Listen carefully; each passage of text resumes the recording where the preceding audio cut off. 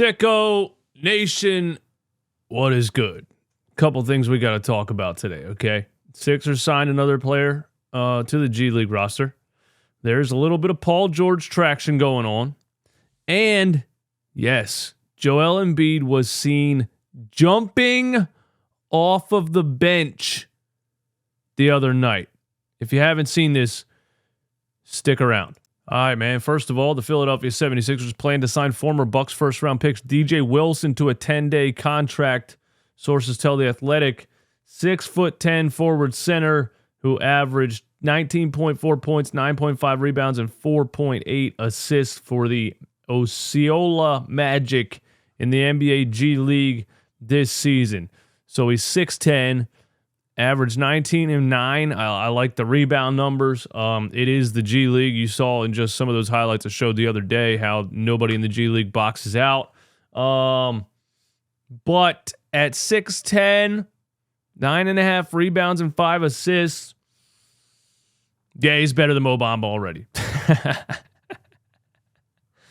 But seriously, just another signing that for a player to play in the G League for 10 days, I wouldn't expect this guy to get called up to the Sixers roster anytime soon. I think as we're coming toward the end of the season, the rotation is becoming more and more solidified right now.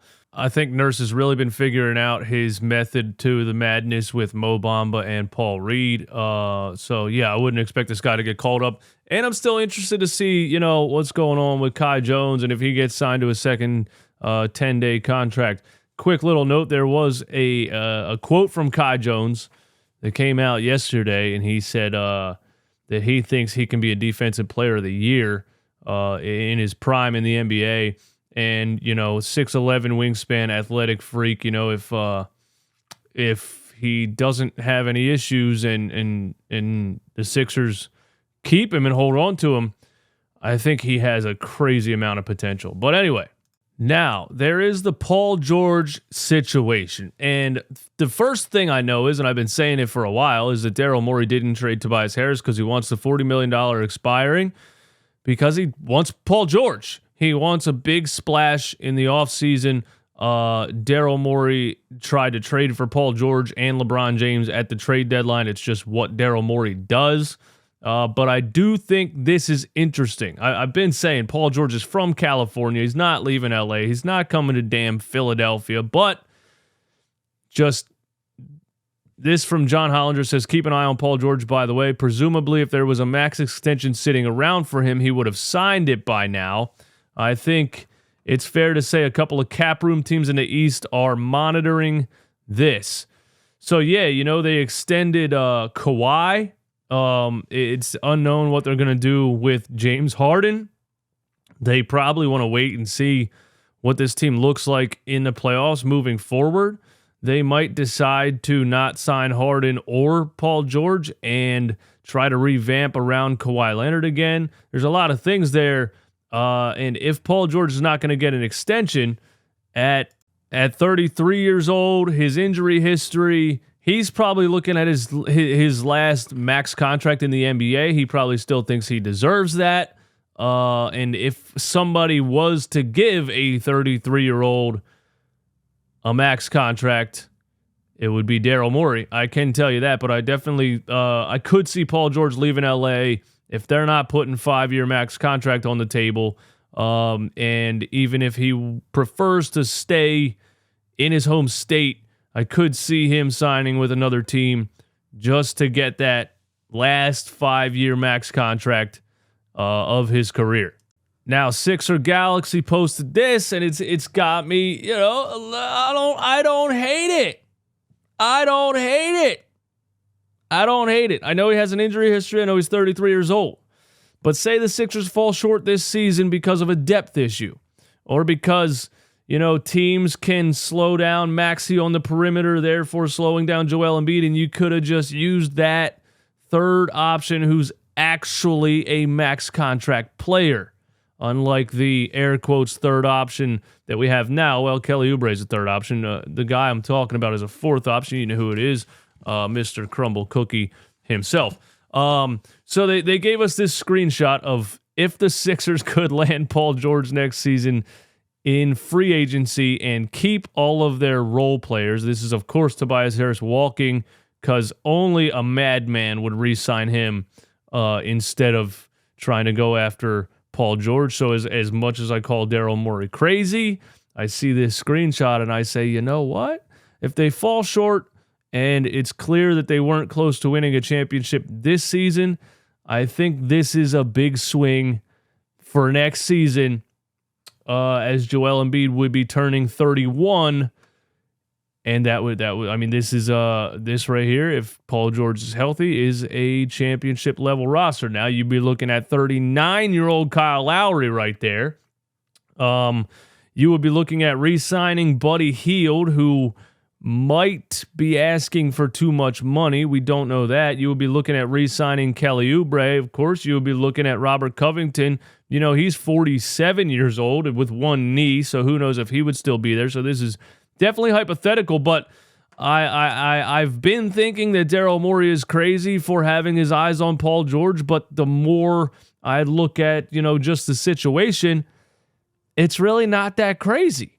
Give me all your thoughts on that in the comments. Also, I would probably be looking at moving Nicholas Batum out of there too and having a little bit of youth. I mean, that's a damn 35-year-old starting lineup. A quote from Kyle Neubeck on the situation. What are the Clippers willing to give Paul George? And the Sixers, among many other teams, have been monitoring this.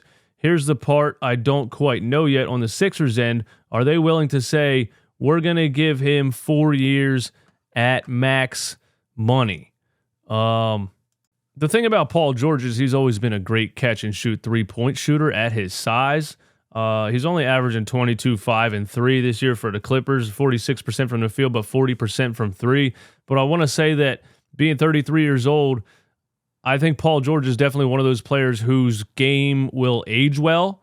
So as he's not anymore a superstar, he could be a very high-level third option for the Sixers. I do think that, you know, if he could stay healthy, 33, 34, 35, 36 years old, he could be a very good third option with his consistent high percentages on catch and shoot threes.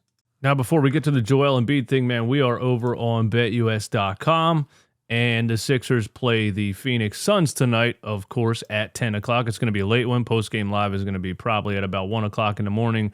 Real sicko stuff, okay? But I want to show you their custom parlays here. You're going to go to the top left. You're going to click on Prop Builder, okay? And this is going to pop up, and you're going to go to over here to parlays, all right? And then you can scroll down to Philadelphia 76ers Phoenix Suns, and there's one that stands out to me right here that I'm going to take, and it's Tyrese Maxey to have 30-plus points and the Philadelphia 76ers to win. That's what we're going with. Tyrese been cooking lately without Joel. Phoenix, I don't think they're a good defensive team. We're putting 20 on that to bring back 140, okay? That's what we're doing. Go to betus.com. Use the link in my description. You will get 125% deposit bonus on your first 3 deposits with 10% Gamblers Insurance. Thank you to BetUS for sponsoring the channel. Now, I want to let you guys know something here. All right? Everybody talking about Joel's not coming back. He's not going to be healthy. They're going to force him back, and he's going to get hurt even worse. He's going to be 50%. He's not going to be effective. I think the idea that people have is that Joel Embiid injured his knee, and he's going to come out here limping around and not be able to move. I think that's just like an instinctual feeling that people have because he injured his knee. People are not taking into account that he had surgery and his knee is healing, okay? Now, somebody posted this clip here, and we got to watch it. The play where Tyrese Maxey throws the full court pass to Kyle Lowry, right? And Kyle Lowry finishes here and lands on top of, I think, of Jaime Jaquez or somebody. But Joel Embiid's back here. Joel Embiid's back here in the corner. Let me get my, hold up. So anyway, when Kyle Lowry makes this bucket, you see Joel Embiid launch himself off of the bench. Look right behind the backboard. Look right behind the backboard.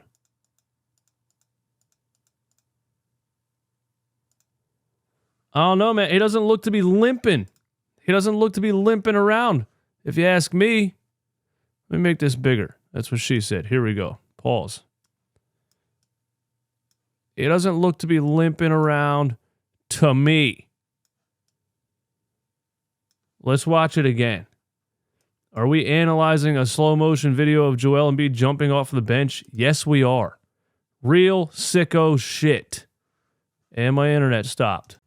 Let's get real zoomed in here, okay? Now, you tell me if Joel Embiid looks injured.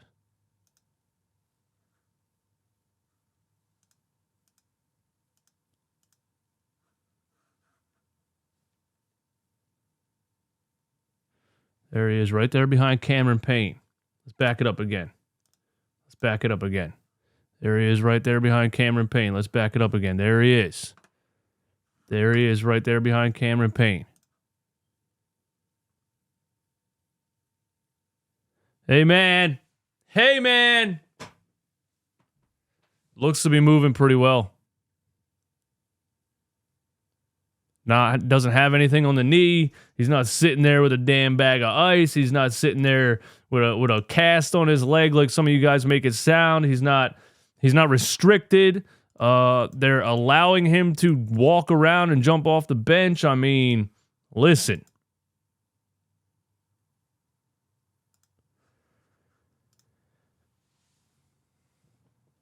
Joel's coming back, guys. Joel's coming back. And I'm going to say it again. Joel Embiid's coming back, and the Philadelphia 76ers are upsetting somebody in the first round of the NBA playoffs. That is 100% happening. Book it. Hey, thank you guys for tuning in. Thanks for hanging out. We'll be watching the game later. And the post-game live will be very late in the eastern coast of the United States. So only real sickos will be there. I love you guys. I'll see you soon.